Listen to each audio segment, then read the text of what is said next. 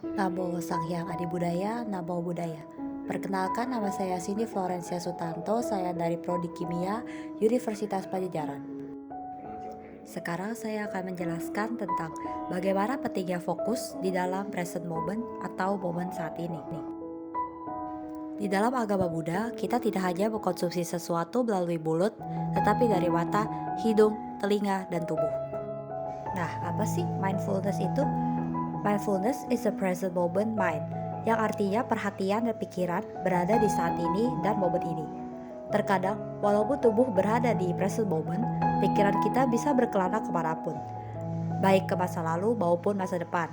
Tetapi bukan berarti kita tidak boleh berpikir ke dalam masa depan, tetapi tidak boleh terlalu fokus, sehingga tidak menikmati masa-masa sekarang. Nah, bagaimana sih cara kita bisa berkonsentrasi ke dalam present moment? Salah satunya adalah dengan melatih pernapasan. Kenapa? Karena bernapas adalah hal yang penting bagi setiap makhluk hidup untuk menjalani kehidupannya sehari-hari. Nafas adalah fenomena yang berjalan selama 24 jam dan itu sangat penting untuk menjaga konsentrasi. Nah, apa sih hubungannya nafas dengan present moment mind? Ketika kita bernapas, itu adalah present moment. Jika kita memperhatikan nafas, itu berarti kita juga sedang hidup di present moment. Nafas juga mengindikatorkan emosi seseorang. Contohnya ketika kita marah, nafas akan menjadi pendek dan cepat. Konsentrasi diartikan sebagai berpusat pada satu titik, yang artinya jika kita berpusat pada nafas saat ini, maka kita akan mencapai konsentrasi yang tinggi. Konsentrasi seperti ini memiliki manfaat yang lebih baik dibandingkan dengan konsentrasi yang dipaksakan, karena konsentrasi yang dipaksa akan menguras lebih banyak energi.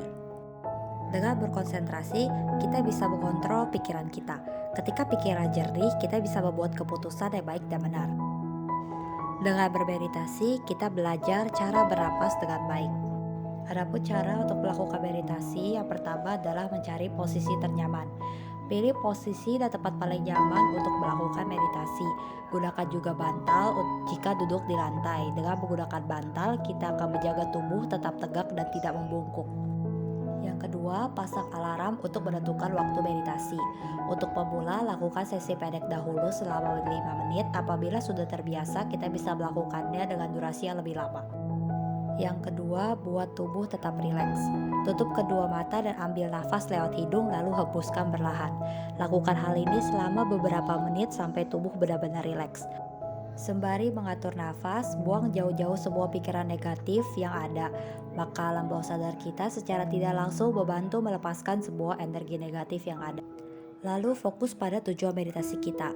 Kita harus menentukan dahulu alasan kenapa kita ingin melakukan meditasi, seperti menghilangkan stres, mengasah kreativitas, ataupun membangun hubungan spiritual. Banyak sekali manfaat yang bisa kita dapatkan dari bermeditasi. Contohnya adalah mengelola stres, mengatasi gangguan kecemasan dan depresi, mengendalikan emosi, menjaga kesehatan jantung, memperkuat sistem kekebalan tubuh, dan mengurangi rasa nyeri. Ketika kita bermeditasi, kita juga bisa mendapatkan pikiran yang jernih sehingga kita bisa menghasilkan keputusan yang baik dan benar. Sekarang ini banyak sekali penyakit-penyakit yang didapatkan berasal dari pikiran kita. Jadi ketika pikiran kita juga jernih, kita juga bisa terhindar dari banyak penyakit. Indonesia merupakan negara yang memiliki banyak agama.